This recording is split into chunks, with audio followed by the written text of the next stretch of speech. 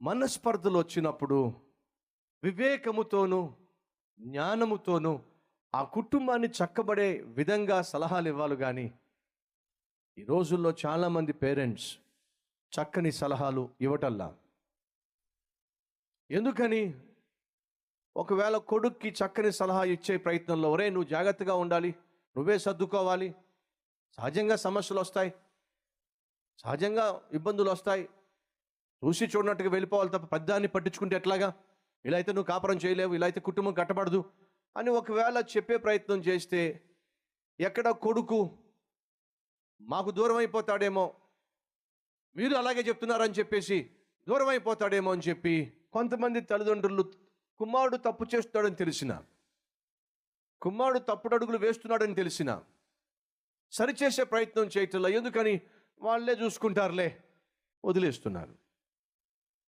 అదేవిధంగా అమ్మాయి వైపు వారు కూడా, ఆ అమ్మాయి తప్పు చేస్తుందని తెలుసు, పొరపాటు చేస్తుందని తెలుసు, కాపురాన్ని నిలువెల్లా కూల్చుకుంటుందని తెలుసు, అలా తెలిసి కూడా సరిచేయకుండా ఎందుకు వదిలిపెడుతున్నారంటే, అనవసరంగా మాతో కూడా గొడవ పడిపోయి మాతో కూడా మానేస్తేమో, ఎందుకు వచ్చిన దరిద్రం, కొట్టుకునేదో వాళ్ళే కొట్టుకుంటారు, కొట్టుకునేవ్వండి, మా అమ్మాయి మాతో బాగుంటే చాలు, మా అబ్బాయి మాతో బాగుంటే చాలు. ఏం బుద్ధులండి, పనికిమాలిన బుద్ధులు.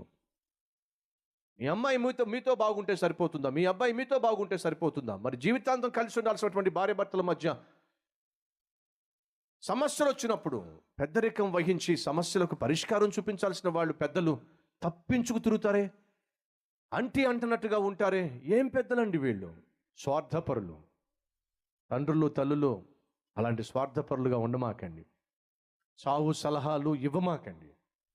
బాధ్యత కలిగి ఒక కుటుంబాన్ని నిర్మించడానికి, ఒక కుటుంబాన్ని కట్టడానికి, సమాధానాన్ని పెంపొందించడానికి, సమస్యపోయే విధంగా ఉండడానికి ఒక తండ్రిగా ఒక తల్లిగా ప్రార్థనతో దేవుని సహాయంతో నీ కుమార్తె నీ కుమారుని యొక్క కుటుంబం కట్టడానికి ప్రయత్నం చేయాలి తప్ప వదిలిపడేసారా దాన్ని, ఎంతకాలం దాంతో నువ్వు వేగలేవు, ఇంకో దాన్ని పెళ్లి చేస్తా, లేరండి ఇలాంటి సలహా ఇచ్చేవాళ్ళు.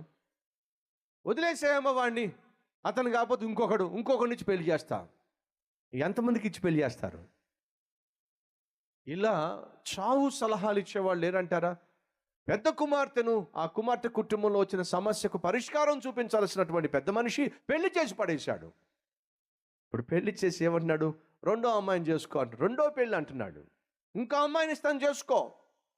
పెద్ద కూతురు యొక్క సమస్యనే నువ్వు పరిష్కరించలేకపోయావే, పెద్ద కూతురు యొక్క కుటుంబంలో వచ్చినటువంటి సమస్యకు పరిష్కారం చూపించలేకపోయావే, ఇప్పుడు రెండో కూతురుని అంటగడితే ఆమె